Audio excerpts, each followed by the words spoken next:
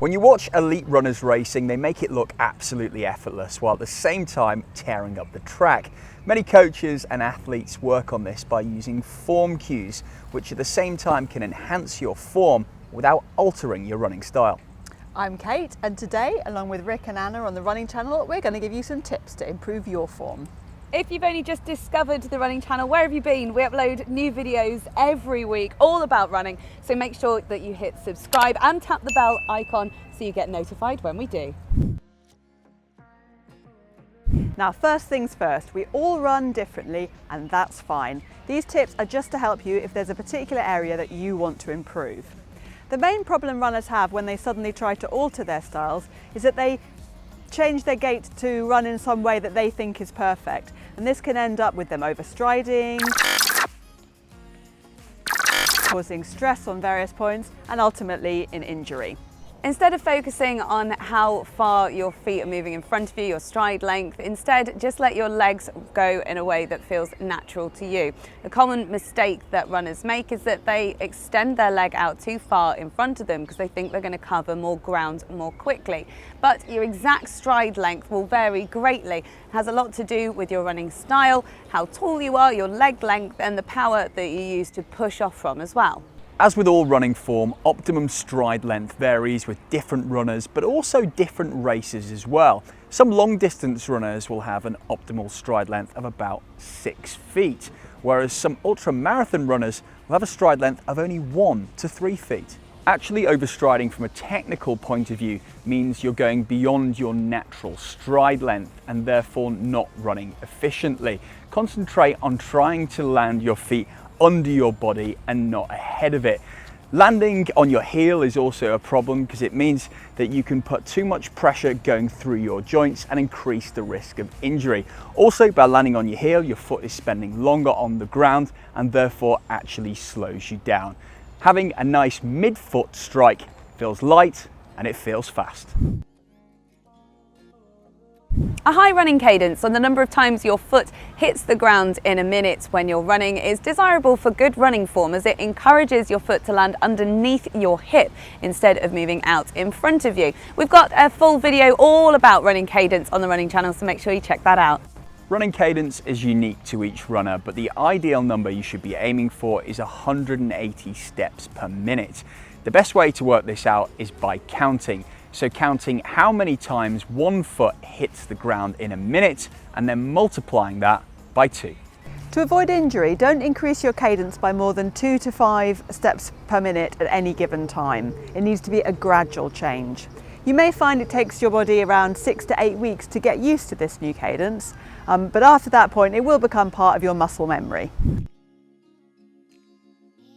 Form cues are straightforward, simple words and phrases that we can use to correct bad posture or bad form that can creep in when we get tired. The easiest way to remember them is to start at the top of your head and work down. Head, hold a natural gaze and look forward. Shoulders, relax them and don't tense up. Torso, don't lean forward from the waist, instead very gently lean forward from the foot. Arms, aim them ahead of you to avoid crossing them over the front of your body. Legs, drive your knee forward and extend fully behind you. Feet, land under your body, just close to or over your centre of mass. Your running posture is another key to having good, efficient running form. Most of us spend too long sat down all day, our shoulders hunched forward and our hips tight and flexed. That can in turn lead to short, tight hip flexors and underactive glutes.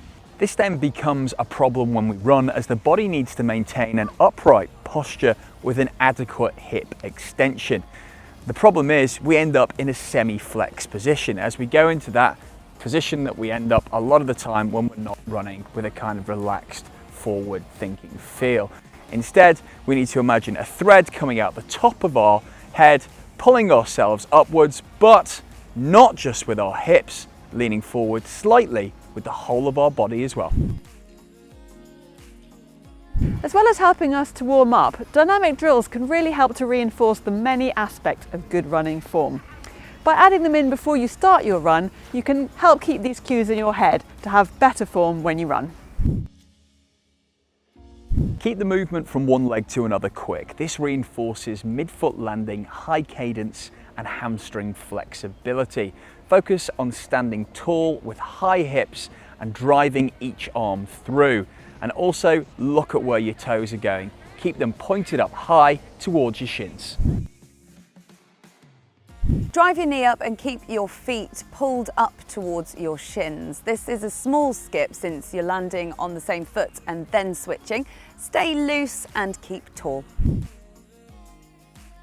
Keep yourself tall and hold your hips and your chest high. Drive your arms from the elbow and keep them evenly either side. Engage your glutes as you lift your leg, keeping your knees nice and high and your legs nice and straight in front of you. No matter how much we work on improving our running form, a serious limiting factor to remaining injury-free is our core strength and the ability to activate our glutes. Serious weaknesses really can come about in the rest of the body if we don't do this, right the way from our pelvis down through our hips, into our knees and right down to our Achilles. To overcome this, make sure that you incorporate regular strength and stability exercises into your routine. You will really reap the benefits of this, both in terms of performance and injury prevention. Check out our video on the running channel with simple core exercises to build into your routine. Hopefully you found some useful tips there on how to improve your running form. And remember, the better your running form is, the easier you will find it to run, especially when you're getting fatigued. If you've got any questions about any of the stuff that we've covered in today's video, please leave us a comment below and we'll see you next time on the running channel.